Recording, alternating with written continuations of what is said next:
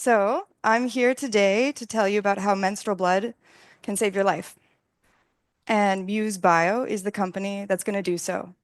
So, most people don't know this, but menstrual blood is the most abundant source of stem cells there are compared to all other sources. And so we are a stem cell supplier and biobank. And with our technology, we are offering an at-home, non-invasive procurement method of stem cells, which removes all of the ethical barriers that are currently there for stem cell collection. And this also allows us to lower costs of cells by tenfold. So my name is Juliette Humer, and I have a permanent spine injury. And the only cure is stem cell therapy.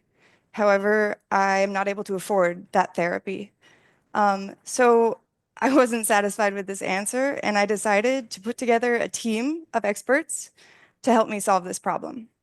Together, we are holding expertise in stem cell science and engineering, and we're coming from companies like Google, Roche, and Stanford. So in the last 6 months, we have procured grants, angel investment, and partnerships, including Prospera and Infinita. We've also been able to demonstrate that we can isolate these stem cells from menstrual blood. We can differentiate them into different tissue types, and we've been able to bio 3D print organs that can be implanted into the body. So we know that stem cell therapy is one of the best treatments for numerous different diseases, injuries, and age-related afflictions. And to give an example here, there are about 30 million people who suffer from heart tissue damage, things like cardiac arrest. So for the cost to treat heart tissue damage, cells alone cost $100,000 with current methods. With our technology, we're going to be able to bring down that cost to $1,000. So this, with just the example of heart tissue damage, is a $30 billion market. And our cells can treat numerous different organs. So we are asking for 2.5 million to get ourselves going and offering services. So if you want to see a future where a woman will be able to grow a new heart for her father, or treat her brother's knee injury, or cure her own spine with her stem cells, please join me and get in touch. Thank you. Thank you very much, Juliette.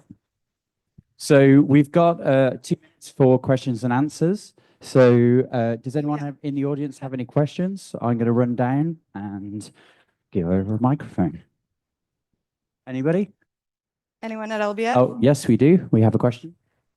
Logistics-wise, how much time do you have between collection and, I don't know if you freeze them, or like how much of your cost is going to be just the logistics of getting the cells back to the lab? Well, there's this wonderful inherent property that the stem cells that are coming from menstrual blood have, which is that they are more rigorous and hardy than other cells that are procured from in tissue.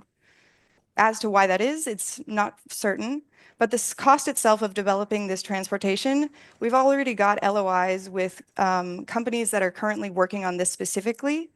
And given the nature of menstrual blood having its own antimicrobials, antibiotics, it's actually a very self-sustaining mixture. So it's kind of solved its own problem, and we've got our MVP already en route.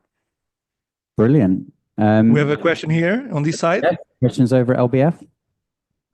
Yeah. So you mentioned that the stem cells extracted from menstrual blood, could divide into a whole bunch of different tissue and organ types.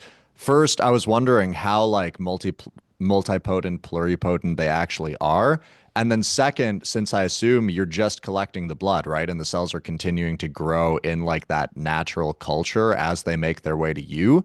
I know stem cells become a lot less good for therapy when they go, like the more divisions they go through before you use them. So how do you control and get kind of a homogeneous product when the cells are dividing without your control when they're in transit?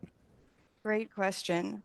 So they are multipotent is like the category that they're described in. They do have pluripotent markers, but not all of them, so they're not fully pluripotent.